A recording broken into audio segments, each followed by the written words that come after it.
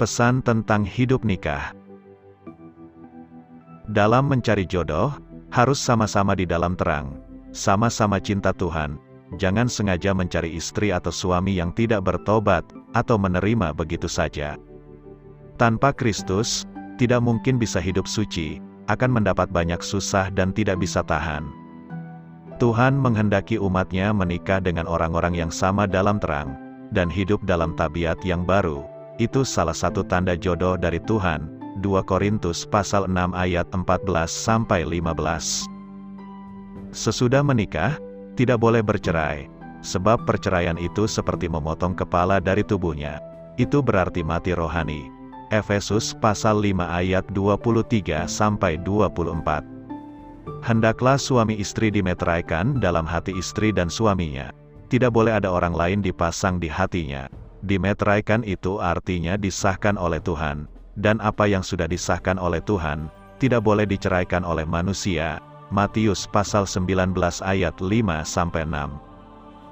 Allah ingin menumbuhkan kita makin indah, dan makin mulia dalam segala segi hidup, sampai seperti Kristus.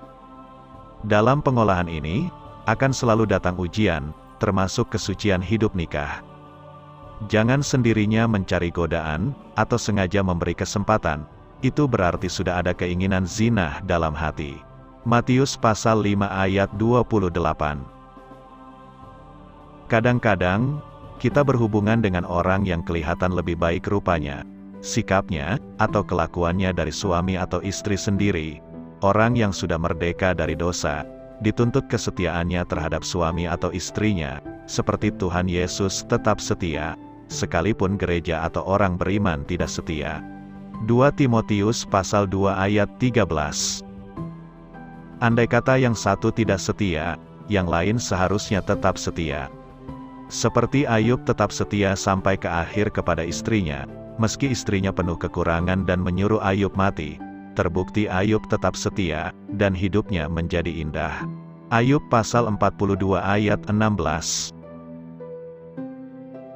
Hendaklah suami istri dimeteraikan tangannya, jangan memegang atau memeluk perempuan atau laki-laki lain, dari sebab zina atau keinginan zina. Juga sebaliknya, jangan dipegang atau dipeluk perempuan atau laki-laki lain, sebab tubuh suami adalah milik istri, dan tubuh istri milik suami. 1 Korintus pasal 7 ayat 4. Dalam hidup nikah, kita harus memelihara meterai di hati dan di lengan. Jangan ada orang ketiga, itu berarti merusakkan meterai, dan menajiskan hidup nikah. Kalau dirusak, pasti pada waktunya akan datang hukuman dari Allah. Ibrani pasal 13 ayat 4.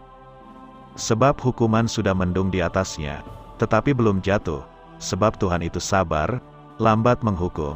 Pengkhotbah pasal 8 ayat 11. Tuhan masih memberi waktu untuk bertobat, segera perbaiki dan bereskan dengan suami istri, bertobat sungguh-sungguh, minta ampun, dan cabut semua dosa sampai ke akar-akarnya, sampai dalam hati dan pikiran.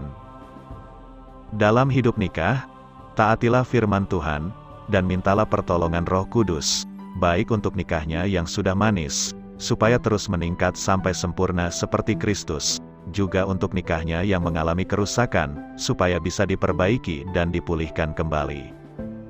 Bila meterai hati dan lengan itu dijaga dan dipelihara, maka pasti rumah tangga itu bahagia.